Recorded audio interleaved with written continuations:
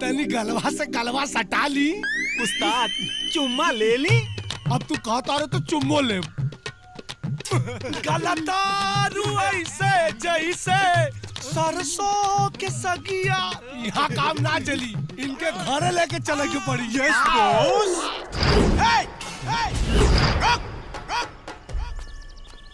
Poster फाड़े के गलती मत करी हा, न तो राजा भैया तहार उठा फाड़ दी हन।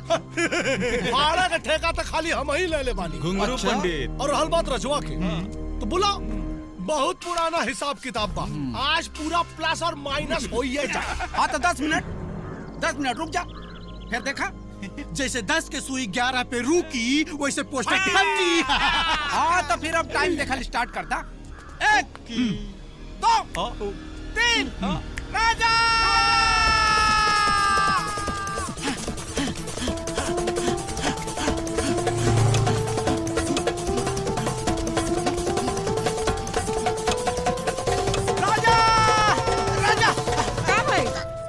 काकी राजा कहाँ बड़े? का भइल रेडियो? आज कौन सा नया समाचार प्रसारण करे वाला बाड़े? सुन के तहार माथा पे भूचाल आ जाई काकी। का है? सलमान खान ब्याह कर ले अरे ना काकी, तहार बेटा जौना हीरोइनी संग बियाह के सपना देखा तारे ना, ओकर बेइज्जती होके वाला बा। राजा!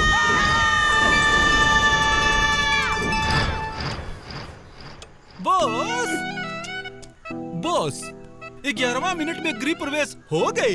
रजवा अभी ले वेलकम ना कैलस। तो फिर पोस्टर फाड़ो प्रक्रिया संपन्न की जाए। ओके बॉस। चला चला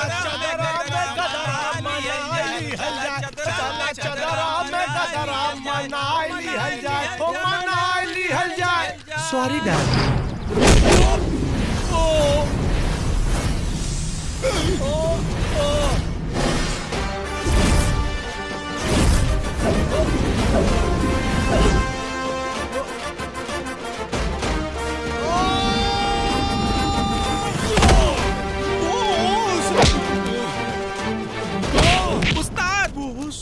I love you जान, I love you। बॉस, ये मोहब्बत पूरा फिल्मी बा, एकदम हीरो की तरह एंट्री मर ले बा। हीरो के एंट्री में नो एंट्री लगाई हम। ए नो एंट्री के चौकीदार, अगर आज के बाद से हमारे जान के पोस्टर के हाथ भी लगाओले ना, तब पानी छुए खातिर हाथ दोसरे के इस्तेमाल करे के पड़ी। उस्ताद देखत का बड़ा, एक्शन शुरू करा। हाँ बॉस।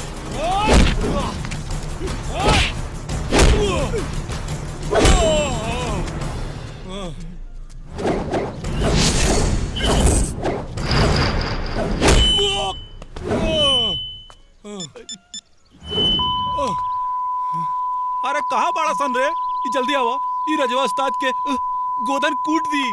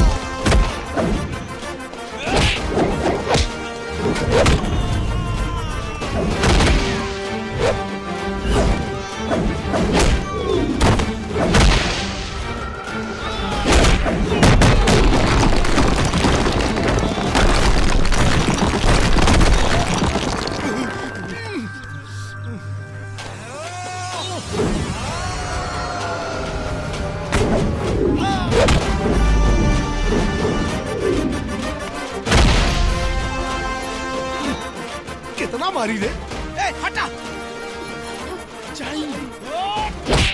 मार बेटा, और मार।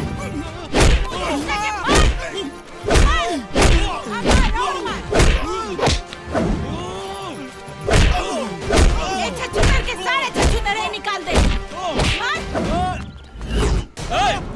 रुका रुका रुका तू लोग। हटा हटा हटा हटा। अरे का हो, तू लोग मुखिया के दुखिया बना देले बाड़ा है?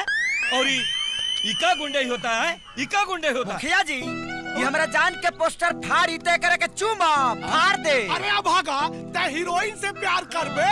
अरे मुझौसा, हमार बेटा हीरोइन से प्यार करे चाहे हाथी से, तोर काहे करे जा फटता रे। देखा मिस्टर घुंगरू, मुजरिम और गवाही के बात से सब कुछ साफ साफ हो गई बा के आपको लतियाया गया सही है।